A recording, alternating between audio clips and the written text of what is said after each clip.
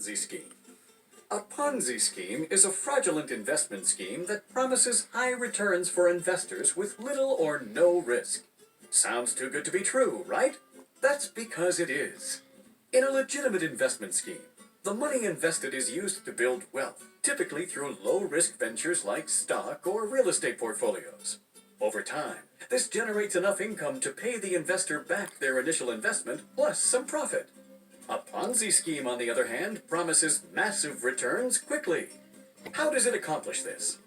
Instead of using the money invested to build wealth, a Ponzi scheme simply brings in more investors to pay off the previous investors. Or suckers. And because these new investors have also been promised large returns, the scheme must then find an even bigger group of investors to pay them off. All the while, the creators of the scheme are skimming cash from each group of investors.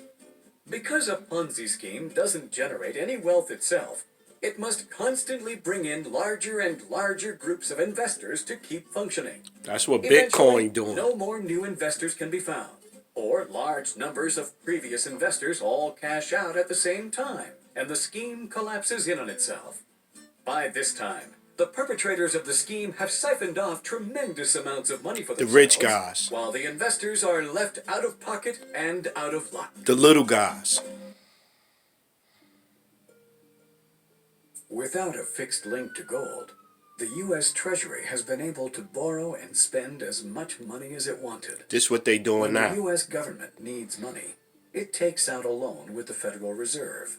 The Federal Reserve prints the currency required for the loan, and in return receives an IOU from the U.S. Treasury. These IOUs are called government bonds. With the money provided from these loans, or bonds, the U.S. government pays its bills and obligations. Meanwhile, the U.S. Treasury and the Federal Reserve work closely together to sell these bonds at auction, where foreign central banks, pension funds, and even individuals buy these U.S. government loans. And why wouldn't they? Loaning money to the U.S. government is virtually a risk-free investment. But if the loans are spent on bills and paying off previous loans, where does the government get the money to pay back the current Just keep loan borrowing. and Just the keep interest printing. that is charged on it? Is investing in a U.S. government bond simply one small part in a giant Ponzi scheme? See? The Federal Reserve System is definitely a Ponzi scheme. See? There's no question about it. They go through the appearance of lending money to the governments, and the governments agree to pay back the money plus interest. And so this money comes into being, and they create it just for that purpose. They give it to the governments. Didn't exist before that, you understand. Central banks just make it out of nothing. See? And click a few keys on a keyboard of a computer, and the Treasury of the United States government now has another $1 trillion that it can spend. That's where that money came from. And so that creates a liability on the part of the federal government to pay it back, plus interest. Now think about that, plus interest.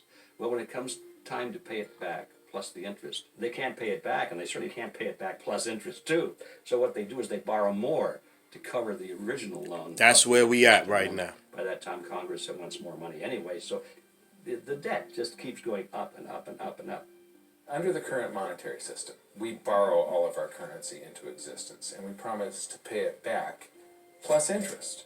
If you borrow the very first dollar into existence, and that's the only dollar that exists on the planet, but you promise to pay it back plus another dollar's worth of interest, where do you get the second dollar?